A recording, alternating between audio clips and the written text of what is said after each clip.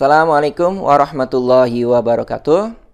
Oke, teman-teman, di kesempatan kali ini kita akan membahas ya secara singkat materi yang berkaitan dengan ProLin, yaitu program linier. Oke, kita langsung saja ke pengertian program linier. Program linier dapat kita artikan sebagai suatu program yang digunakan sebagai metode penentuan nilai optimum dari suatu persoalan linier. Oke, kalau kita amati, kita cermati dari pengertian ini, ada beberapa kata kunci ya. Yang pertama, suatu program.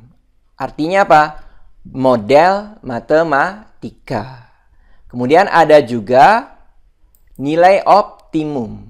Nah, di sini nilai optimum dibagi menjadi dua, nilai maksimum ya dan nilai minimum. Kemudian berikutnya persoalan linier. Artinya apa? Persoalan yang kita ilustrasikan ya, kalau kita gambarkan membentuk garis lurus linier. Oke, itu adalah pengertian program linier.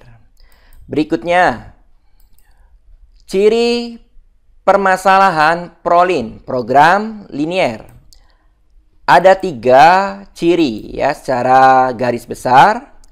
Yang pertama, variabel tak negatif. Variabel di sini adalah simbol untuk nilai yang belum kita ketahui. Itu disebut sebagai variabel. Nah, variabelnya itu tidak boleh negatif ya. Artinya harus positif. Kemudian yang kedua, fungsi objektif atau disebut sebagai fungsi tujuan, bisa juga disebut sebagai fungsi sasaran. Nah, fungsi ini merupakan kombinasi linier dari variabel keputusan ya. Oke, ini yang kedua. Kemudian yang ketiga, harus ada kendala dalam bentuk persamaan linier. Nah, ini harus dalam bentuk linier. Linier di sini artinya apa? Variabelnya, derajat tertingginya itu harus 1. Ya, itu linier. Oke, ini adalah ciri dari permasalahan ProLin.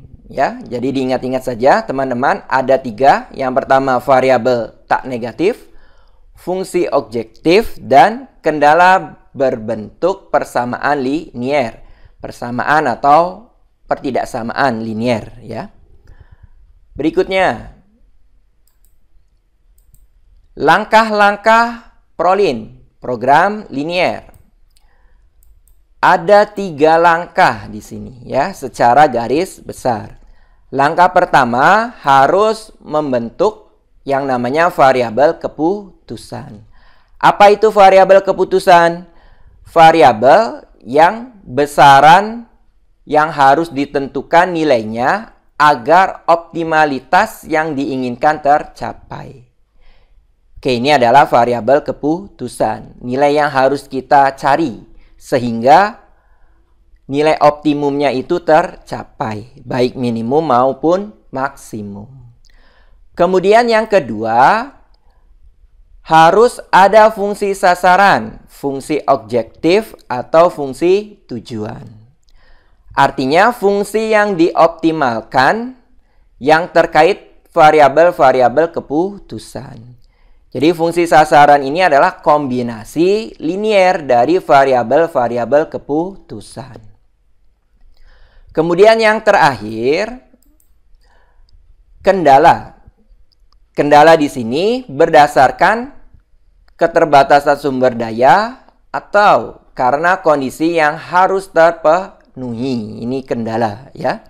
Ini juga berkaitan ya atau terkait dengan variabel-variabel keputusan.